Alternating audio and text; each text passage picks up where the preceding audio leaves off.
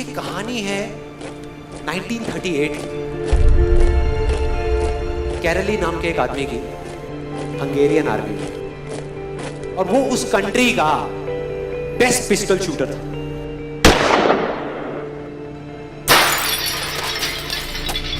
जितनी भी national championships हुई थी उस कंट्री में, उसको वो जीत चुका था। और सबको ऑलमोस्ट कंफर्म था कि 1940s में जो ओलंपिक्स होने वाले हैं उसमें गोल्ड मेडल केरली को ही मिलेगा। और उसने सालों से ट्रेनिंग करी थी। उसका एक ही सपना था, एक ही फोकस था कि मुझे अपने इस हाथ को दुनिया का बेस्ट शूटिंग हैंड बनाना है, बेस्ट बनाना है, बेस्ट बनाना है। और वो कामयाब हो गया, उसने बना लिया बेस्ट शूटिंग हैंड। सिर्फ 2 साल का फर्क था। 1938 में एक आर्मी का ट्रेनिंग कैंप चल रहा था। क्योंकि वो आर्मी में था तो एक एक्सीडेंट हो गया।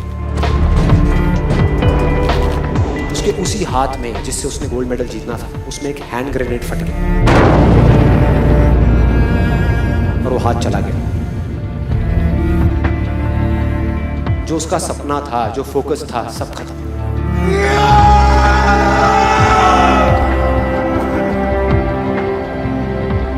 उसके पास 2 रास्ते थे। एक तो ये कि वो बाकी की पूरी जिंदगी रोता रहे और कहीं जा करके छुप जाए,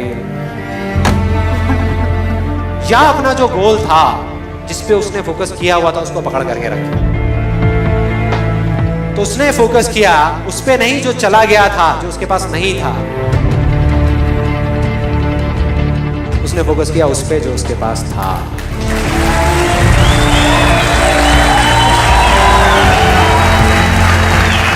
जो उसके पास था।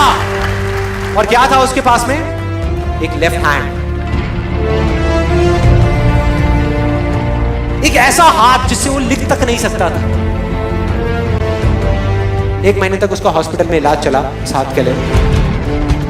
और सही 1 महीने बाद अपनी ट्रेनिंग शुरू कर दी इस हाथ की।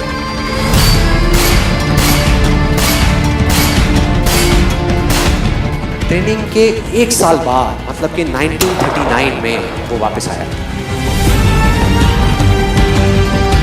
नेशनल चैंपियनशिप्स हो रही थी वहीं पे हंगरी में, और बाकी भी बहुत सारे पिस्टल शूटर्स थे वहां पे। उन्होंने जा करके उसको कांग्रेचुलेट किया। कहा कि यार देखो, ये होता है जज्बा, ये होती है स्पोर्ट्समैन स्पिरिट, कि इतना सब कुछ होने के बाद भी तुम यहां पर आए हो हमको देखने के लिए और हमारा हौसला बढ़ाने के लिए। किसी को नहीं पता था कि वो 1 साल से अपनी ट्रेनिंग कर रहा था लेफ्ट हैंड की। और उसने जवाब दिया, मैं यहां पर तुम्हारा हौसला बढ़ाने नहीं आया, तुम्हारे साथ कॉम्पीट करने आया हूं, तुमसे लड़ने आया हूं, तैयार हो जाओ। और कंपटीशन हुआ। बाकी सब वहां पर जितने भी लोग थे वो कॉम्पीट कर रहे थे अपने बेस्ट हैंड से। ये कॉम्पीट कर रहा था अपने ओनली हैंड से। ओनली हैंड से। कौन जीता? The man with the only hand, केरली जीत गया। लेकिन वो यहां नहीं रुका। उसका गोल क्लियर था कि मुझे इस हाथ को इस कंट्री का नहीं, इस पूरी दुनिया का बेस्ट शूटिंग हैंड बनाना है। उसने अपना सारा फोकस उठा करके डाला 1940 पे,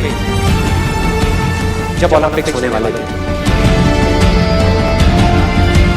लेकिन 1940s के ओलंपिक्स कैंसिल हो गए वर्ल्ड वॉर की वजह से।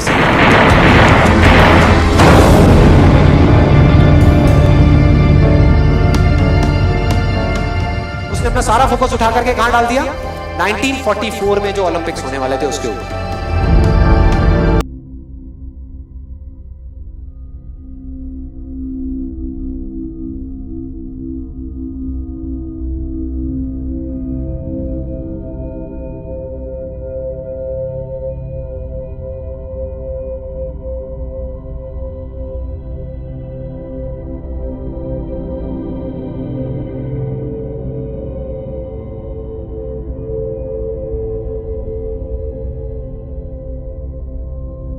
और जो यंगर जो प्लेयर्स आते हैं निकल करके, उनसे कॉम्पीट करना मुश्किल होता चला जाता है। लेकिन मुश्किल नाम का ये वर्ड था ही नहीं उसकी डिक्शनरी में। वो गया, पूरे वर्ल्ड के बेस्ट शूटर्स आए हुए थे जो अपने बेस्ट हैंड से कॉम्पीट कर रहे थे, और ये अपने ओनली हैंड से कॉम्पीट कर रहा था। और कौन जीता? The man with the only hand.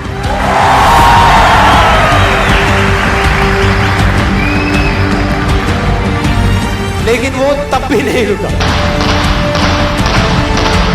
1952 Olympics, दोबारा कॉम्पीट किया उसने, और इस बार गोल्ड मेडल कौन जीता? गैरल ली। 4 साल बाद दोबारा से, और पूरी की पूरी हिस्ट्री को बदल करके रख दिया ओलंपिक्स। इस पर्टिकुलर कंपटीशन में उससे पहले किसी भी एथलीट ने लगातार 2 गोल्ड मेडल्स नहीं जीते।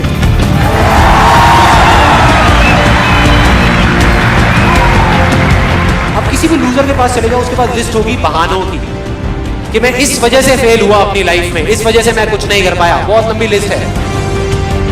और दूसरी तरफ विनर के पास चले जाओ, उसके पास में 1000 वजह होगी वो ना करने की जो वो करना चाहता है, सिर्फ एक वजह होगी वो करने की जो वो करना चाहता है, और वो कर जाएगा।